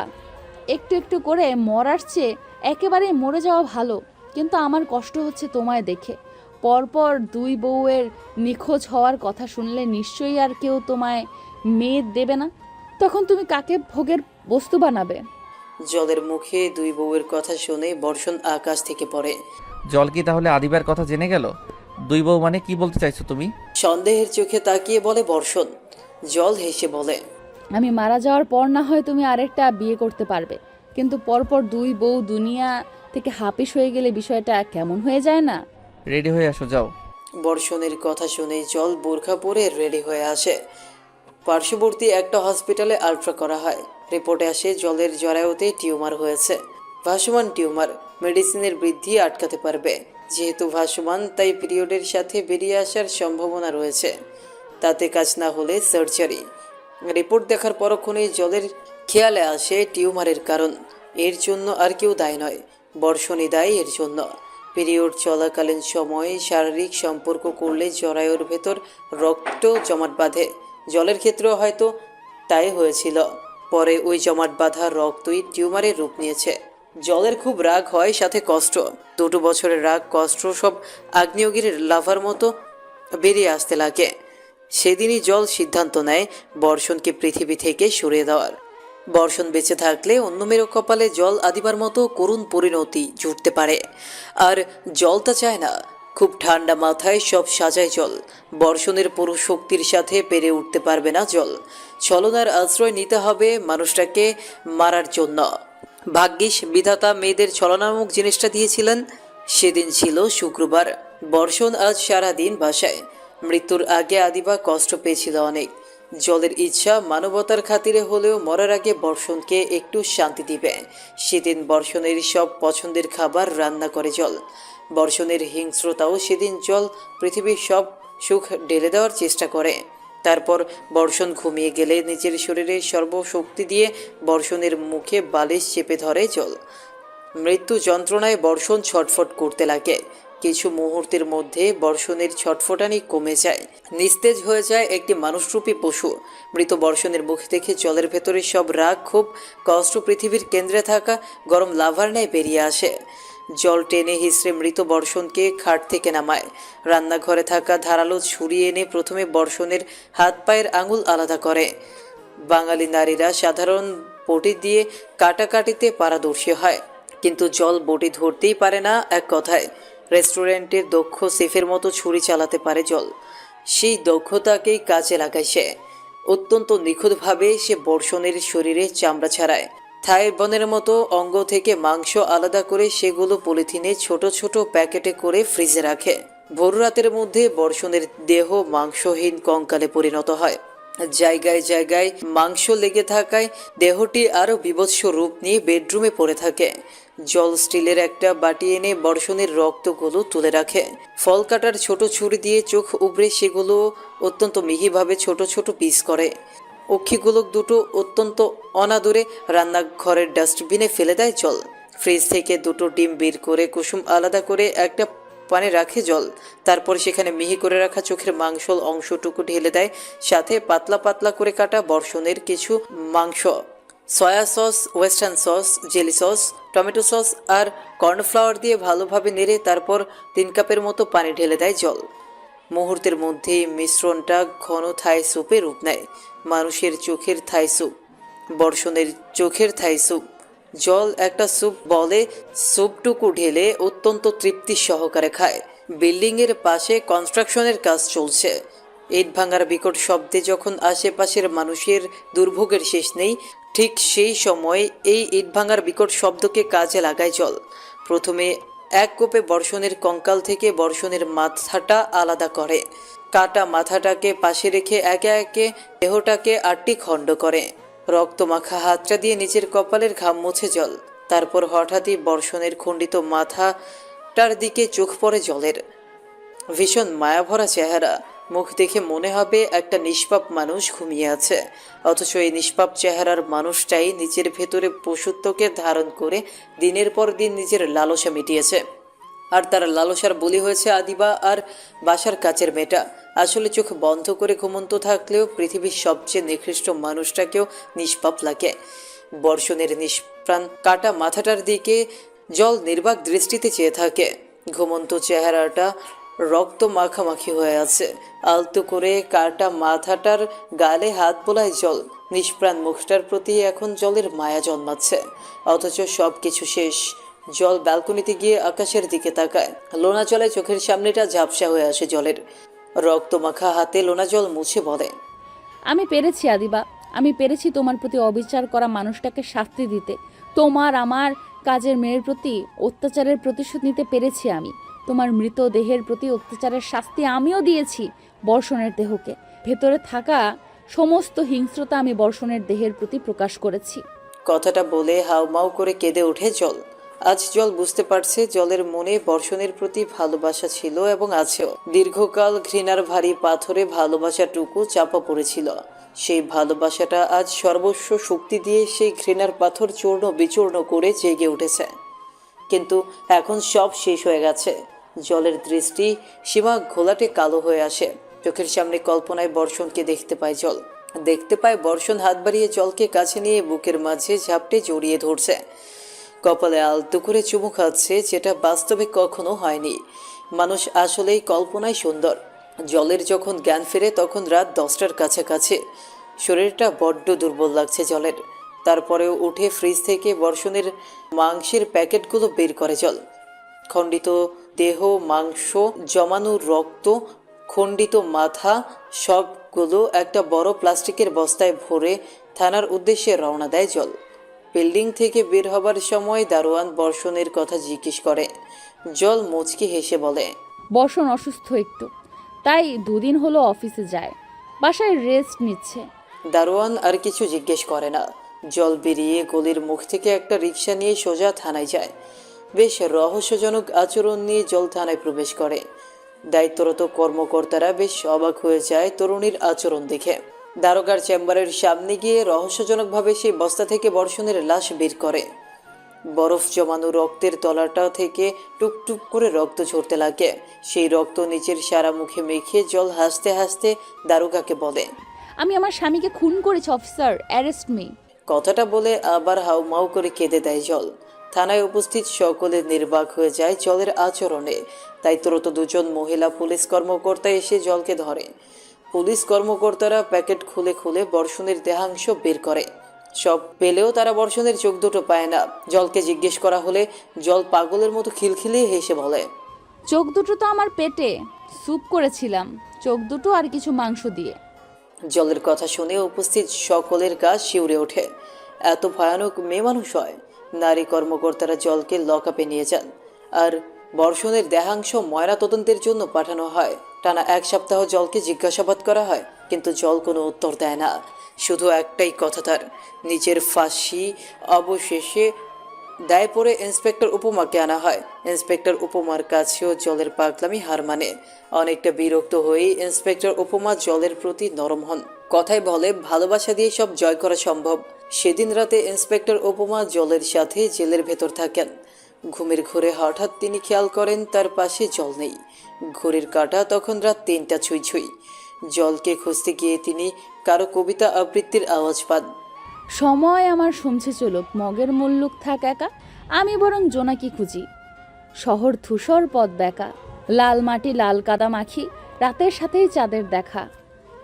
রাতের হাতের স্পর্শে ঘুম, রাত জেগেই স্বপ্ন দেখা, আমি বরং আবার জোনাকি খুঁজি, আর রাতের সাথেই হোক দেখা। জলের কবিতা আবৃত্তি শুনে উপমা নিজের অজান্তেই বলে ফেলে, বাহ, কি সুন্দর। জল থেমে যায়। পেছনে ঘুরে ইন্সপেক্টর উপমাকে দেখতে পায়। ম্যাম আপনি? বেশ ভালো আবৃত্তি করেন তো আপনি, কণ্ঠ বেশ মিষ্টি আপনার। জল তাচ্ছিল্যের হাসি হাসে, দীর্ঘশ্বাস ফেলে বলে, মিষ্টি কণ্ঠ দিয়ে কি হবে যদি জীবনটাই তিক্ততায় ভরা থাকে? আশা করছি খুব তাড়াতাড়ি এই তিক্ত জীবনের সমাপ্তি ঘটবে।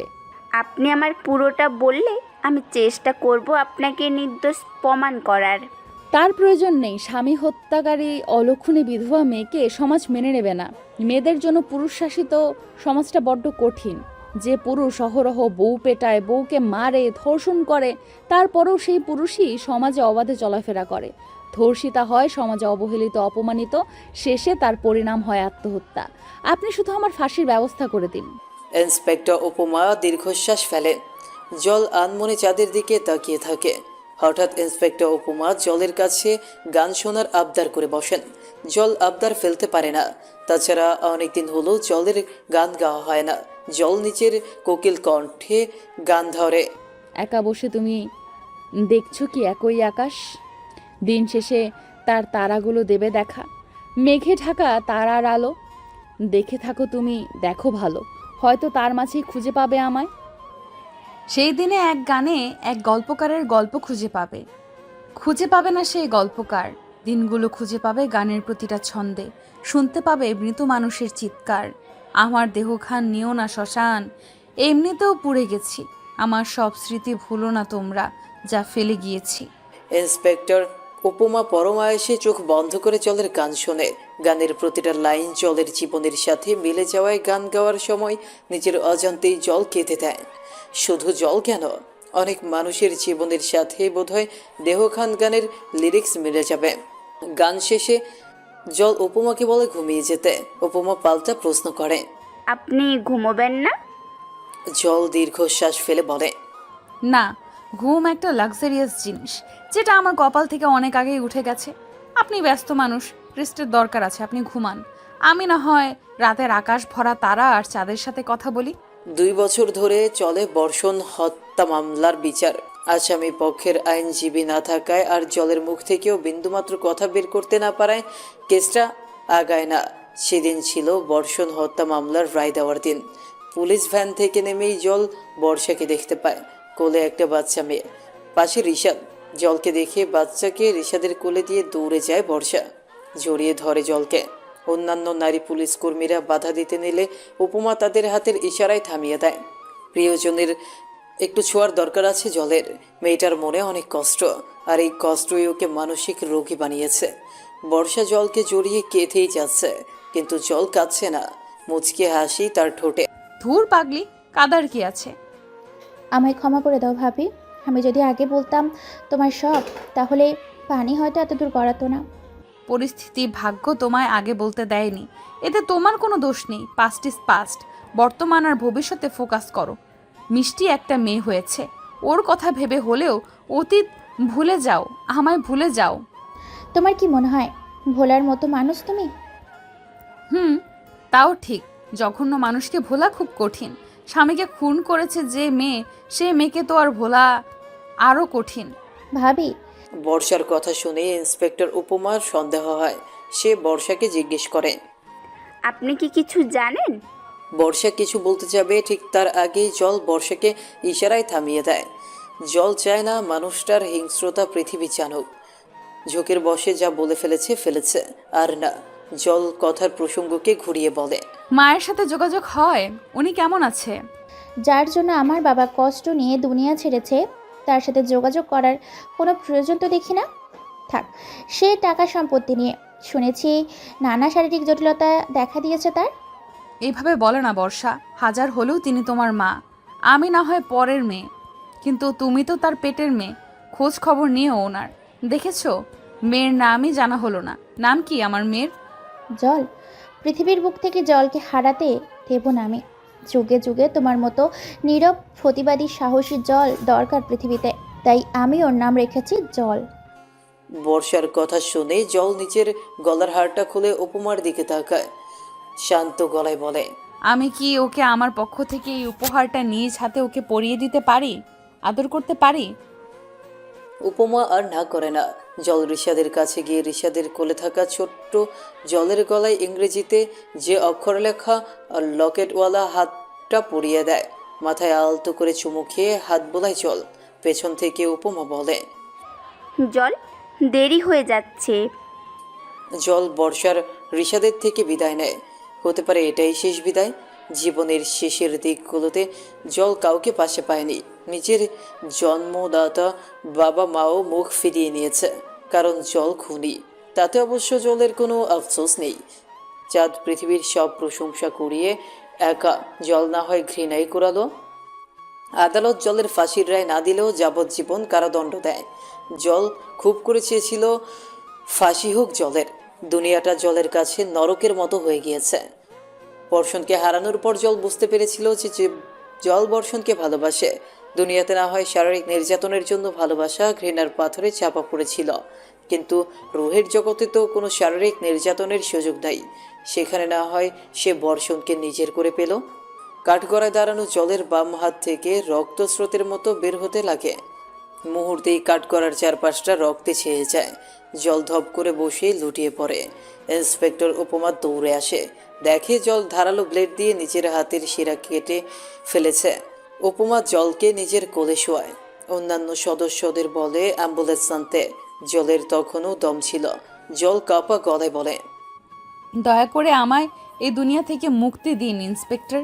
এই দুনিয়ায় আমার মতো মেয়েকে রাখার বৃথা চেষ্টা আর করবেন না। আমি আগে থেকে আন্দাজ করে রেখেছিলাম এমন কিছু একটা হবে, তাই।